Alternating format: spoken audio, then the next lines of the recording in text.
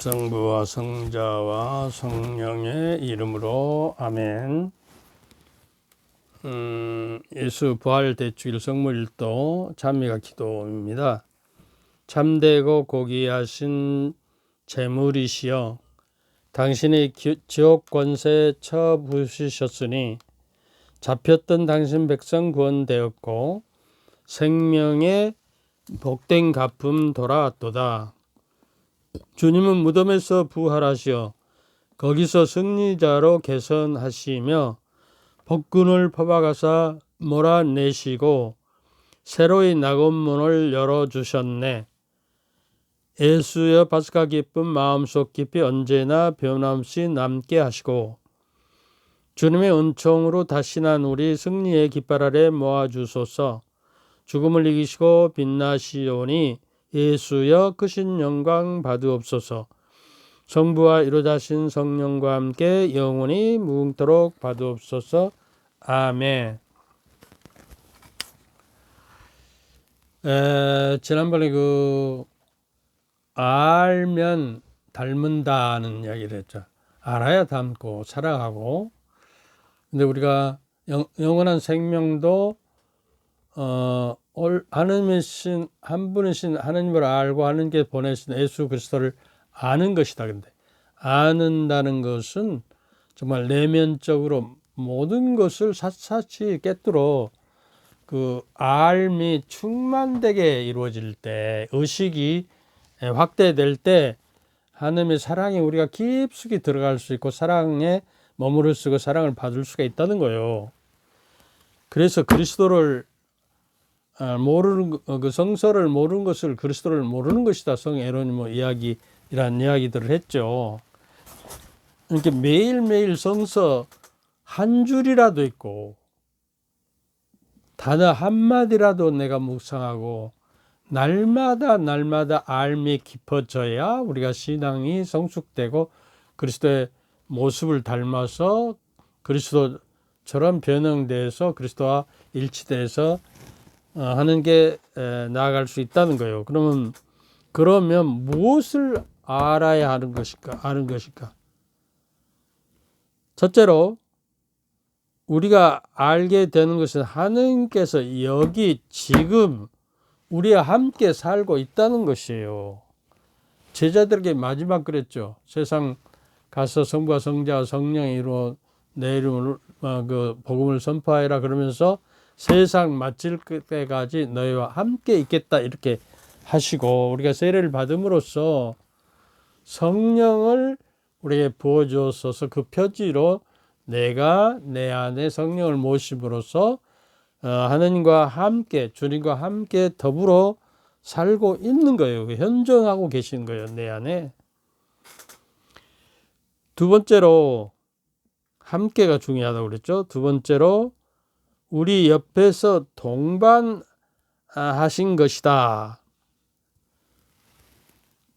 나아가 동반의 길로 가고 있다는 것이에요. 근데 미카서 6장 8절에 보면 사람아, 무엇이 착한 일이고 주님께 너에게 요구하는 것이 무엇인지 그분께서 너에게 이미 말씀하셨다.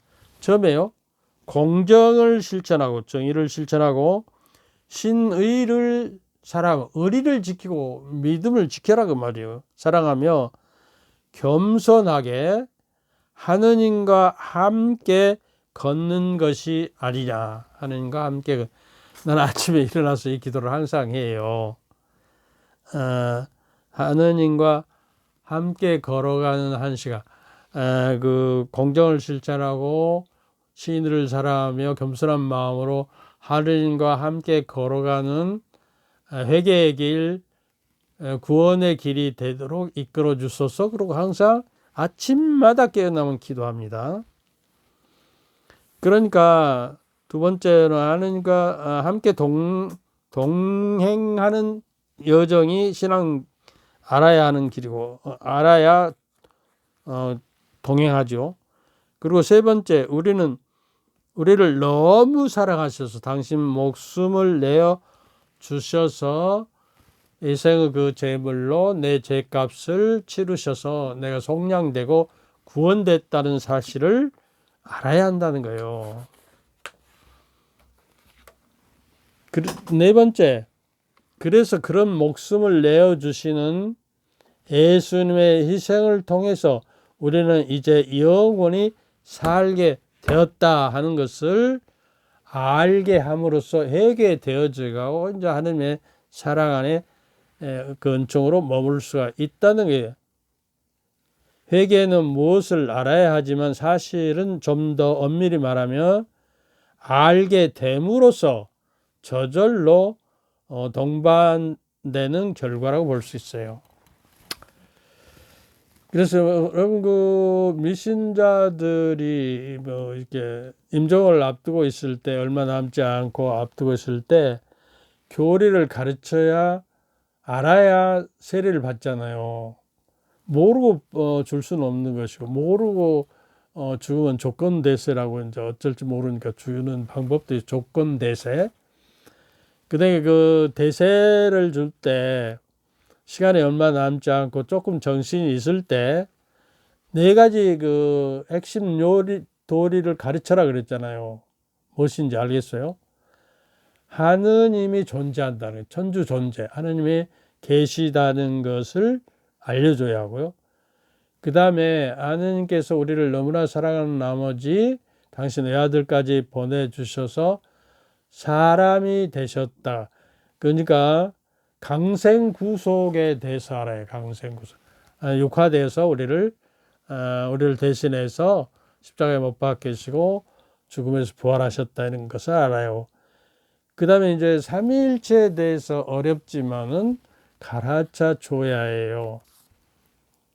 그리고 상선벌악, 그 선을 행하시면 상을 받고 죄를 범했으면 악을 받는 것이 심판의 원리다. 이걸 알아줘서 이걸 어느 정도 알았을 때 대세를 주는 것입니다. 그래서 회개는 무엇을 하는 것이 아니라 회개는 하게 되는 것, 회개되어지는 것으로 나아가야 한다는 것이에요. 그런 의미에서 그 유명한 성 아우스틴께서는 당신 고백록에서 이렇게 읊습니다. 시를 늦게야 임을 사랑했습니다. 이렇듯 오랜 이렇듯 새로운 아름다움이요 늦게야 님을 사랑했습니다. 님께서는 제 안에 계셨거늘 저는 밖에 있었고 밖에서 님을 찾으며 님께서 만드신 아름다운 피조물 속에 일그러진 저를 내던졌습니다. 님께서는 저와 함께 계셨지만 저는 님과 함께 있지 아니하였습니다. 이렇게 이야기합니다. 제 안에 계셨지만 밖에서 놀았다는 거예요. 그리고 이제 만이교에 빠져서 호흡을 하는 아주 극단적인 그 정욕에 빠져서 헤매이고 살았죠. 그리고 사생아까지 아들 하나를 낳고 그랬어요. 그래서 아름다운 피조물 속에 일그러진 저를 집어넣었습니다. 던졌습니다. 이렇게 이야기합니다. 님께서 나와 함께 계셨지만 저는 님과 함께 있지 아니하셨습니다. 그러니까 우리가 신앙생활을 한다는 것은 하나님의 현존 속에서 하나님과 함께 더불어 지금 여기서 이렇게 하루 종일 내 인생을 살아가면서 함께 더불어 가면서 하나님 중심으로 우리가 살아가야 한다는 것이에요. 네, 그 바깥에서 우리는 찾고 또 그 신심행위로 이것저것 여러 가지를 하면서 그냥 찾으려고 그러는데 밖에서는 없었다. 이미 내 안에 계셨다는 것이요. 이걸 고백해요. 그러니까 회개는 지금 우리와 함께 동반하시는 그분의 사랑을 알게 되어서 저절로 이루어지는 사건이라고 할 수가 있습니다. 우리와 함께 동반하신다는 거. 아까 미카서 6장 8절을 읽어보세요. 그다음에 그래서 회개에 대한 이야기는 자연히 이제 알에 대한 주제로 넘어가게 되는 것이요. 회개는 메타노이아 그랬잖아요. 그 알을 넘어서서 알을 깨뚫어서 통째로 그 본질적인 전체를 알게 됨으로써 회개하지 않을 수가 없고 회개되어지는 것이라는 게 알면. 그러니까 회개는 인식이 지평이 확대되는 것이라고 말해서, 그러니까 적어도 하루 한 줄 성서를 읽고 심심서적을 읽고 이렇게 그 유튜브도 좀 보고요. 신부님들이 여러분이 뭐 근데 이제 85세가 먹은 이 늙은이가 이렇게 애써서 애처롭게도 이렇게 유튜브를 하는 이유도 내가 매일매일 하나씩 공부하고 깨닫고 알을 깊어지게 하기 위해서 하루도 죽은 날까지 놓치기가 어려운 것이요. 그래서 적어도 여러분에게 무엇인가를 새롭게 알게 된 것을 여러분에게 알려드린 것이기 때문에 그 열심히 유튜브도 보고 신심서적도 좀 읽고 성서는 반드시 한 줄이라도 읽고 묵상하고 말씀 안에 머물러 살아야 합니다. 하나님에 대한 알미라는 것은 곧 신학이에요. 신학. 모든 활동의 내용이에요. 신학과 신론에 대해서. 근데 아까 말씀드렸어요. 애곡이 얼마나 우리를 매이게 하고 그분과 동떨어지게 하고 밖에서 자꾸 이단으로 흐르는지를 우리가 알게 될 것이. 그래서 하나님의 선의를 의심하고 그것을 애곡하는 것이 바로 죄의 본질이고 이게 성령을 거스르는 행위예요. 용서되지 못한 성령을 거스르. 다른 죄는 다 용서해도 성령을 거스르는 죄는 용서하지 못하는 거예요.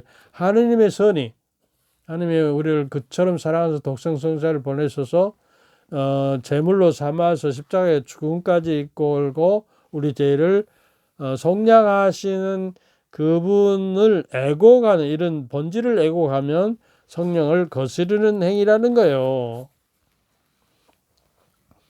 모든 죄를 용서할 수 있는데 이렇게 돼 있죠. 하느님을 의심하고 하느님을 애곡하여 성령을 거스르는 죄는 용서받을 수 없다는 것은 그분을 알지 못해서 이런 것은 성령을 거스르는 죄가 되는 것이에요. 그래 알아야 해요. 모르면 애곡하게 되고 무지는 죄가 된다는 것을 우리가 확실히 좀 알고 하루하루 하나라도 단어 하나라도 우리가 깨닫는 노력을 해야 합니다. 성경의 그러니까 말씀을 모르는 것은 그리스도를 모르는 것이라는 걸 알아야 한다는 거예요. 그러니까 성경 전체는 하나님에 대한 알을 전해주고 있는 책이라고 할 수 있기 때문에 성경이 적어도 몇 권은 너무 달아져 갖고 헤어져서 한 서너 권은 대권은 바꿔질 정도로 우리가 성경이 내 손에서 놓치지 말고 또 내 눈앞에 항상 있어야 합니다. 성경이 펴져 있어야 해요. 그래서 이제 그 탈출기에 보면요, 알미 곧 해방이며 구원이라는 것을 말해주고 탈출기에서는. 그러니까 그 물리적인 노예 상태에 있었던 그 적에서 에집트를 탈출했잖아요. 알미 부족하면 여전히 해방되지 못하는 상태에 놓이게 되고 있다는 것이요. 그래서 광야에서 노예 근성을 버리고 이스라엘에게 이제 그 이스라엘 민족이 돼서 하느님의 몫이 되기 위해서는 하느님이 사랑이시다는 걸 알고 내가 주님임을 네가 알리라. 그래서 홍해 바다를 건너서 이스라엘 적에서 내가 주님임을 하느님임을 알리라. 알아야 한다는 거예요.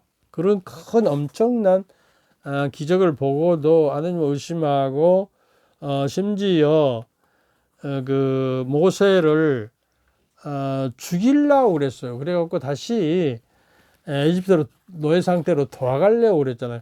근데요, 참 저기 하는 것은 그 이집트에서요 가나안 땅으로 가는 빠른 길이 있었어요. 한 일주일 뭐 보름이면 갈 수 있는 지름길이 있었는데도 불구하고 구태여 바다가 홍해 바다가 가로막는 그 물을 터서 광야라는 그 죽음의 땅에서 몰아내서 하는 것은 너의 근성을 버리도록 이렇게 훈련하고 하느님이 그 우리의 하느님을 알게, 내가 하느님을 너희가 알게 될 때까지 40년의 생활이 걸려. 400년 동안 에집트 노예 생활하는 근성을 빼기 위해서는 10분의 1인 40년이 걸렸어요. 그리고 40년 동안에 그 하느님을 배반하고 저기 했던 그 주동자들이 뭐 황금 뭐 송아지를 만들어 놓고 경배하고 우상 숭배했던 사람들의 세대가 죽기를 바랐어요. 그리고 모세마저도 그 가나안 땅으로 바라보면서도 가지 못하고 저게 죽었어요. 모세도 무리바에서 뭐 바위를 쳐서 저기 할 때 하느님께 불평을 했거든요. 그래서 내가 주님을 알게 될 게 인지 공식이라고 그래. 그러니까 내가 내 주인이 아니고 바로 하느님께서 주님께서 내 주인, 주님이라고 하는 건 나의 주님입니다를 고백하는 거예요. 그래서 이걸 우리가 생각하고 살아가야 할 거예요. 이게 하느님이 내 주인이라는 사실을 알면 알수록 하나님의 사랑 안에 이렇게 깊이 들어가게 되고 회개의 삶이 깊어져서 온전히 하느님의 차지가 내가 된다는 사실을 우리가 알아야겠다는 것이요. 여기까지 하고 강복드리죠. 주님께서 저희와 함께 또한 사제들의 영과 함께 전도하실 천주 성부와 성자와 성령께서는 여러분 모두와 여러분의 가족 모두에게 축복을 내리시어 길이 머물게 하소서. 아멘. 감사합니다.